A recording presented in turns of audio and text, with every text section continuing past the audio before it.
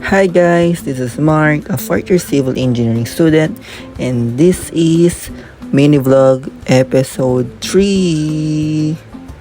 For today's episode guys, this is uni vlog.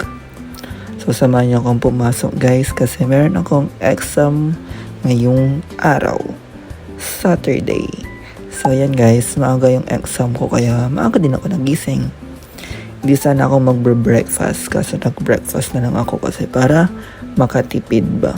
Pero ang breakfast ko guys, it's pansit canton. Kung nagtataka kayo guys, bakit dalawa? Tig-isa po kami ng aking mama. Dalawa po yung niluto ko guys. Pero sa akin yung 1.5 na egg. Diba? So after that, nung naluto na yung pansit canton, drainin ko na siya. And then, itadakimasu. Kain po tayo. Yan guys, kumain na po tayo ng pansit canton para maaga tayong makapasok. Yan guys, sarap na sarap po tayo sa ating pansit canton. Inmida. So yan guys. Wow, sarap naman ng itlog na yan. Uy, shit. And guys, nagmamadali na ako dyan kasi feeling ko malilate na ako.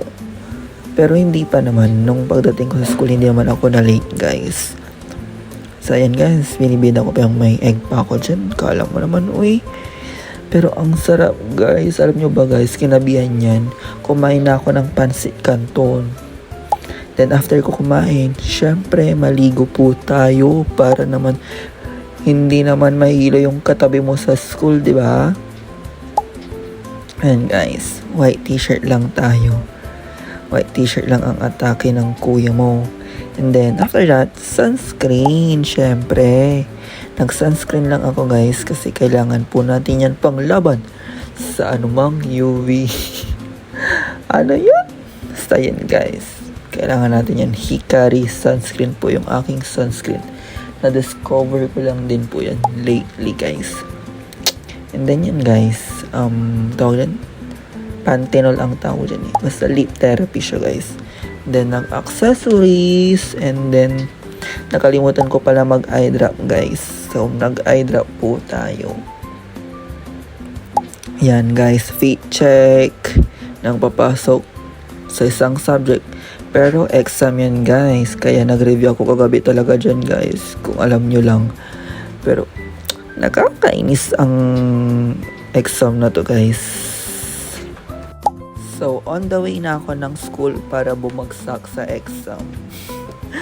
OMG. Sana na lang talaga pumasa. Ang hirap po. Oh my God.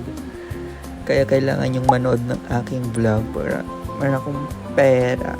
Yan guys, OTW na ako. Nakasakay na ako ng boat.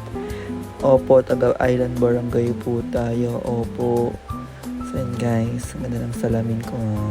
Kala mo naman So yan guys, pasarap ang cellphone. And then, sa pantal na ako bumaba guys. Kasi akala ko late na nga ako. Pero hindi pa pala kasi na-adjust na naman guys.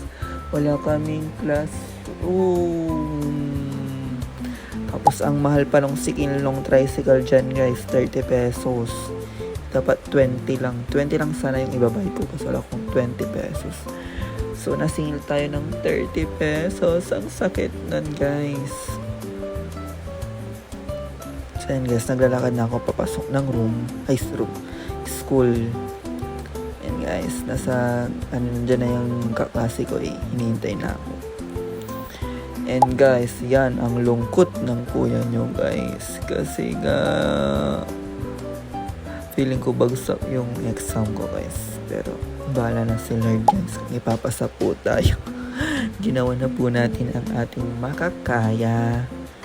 Pero ganun talaga. Pwede pa namang next sem. Charot. Then guys, after that, dahil malungkot ang kuya mo, pumunta ako ng Ukayan para maibsan yung lungkot. Yun lang. Bye-bye.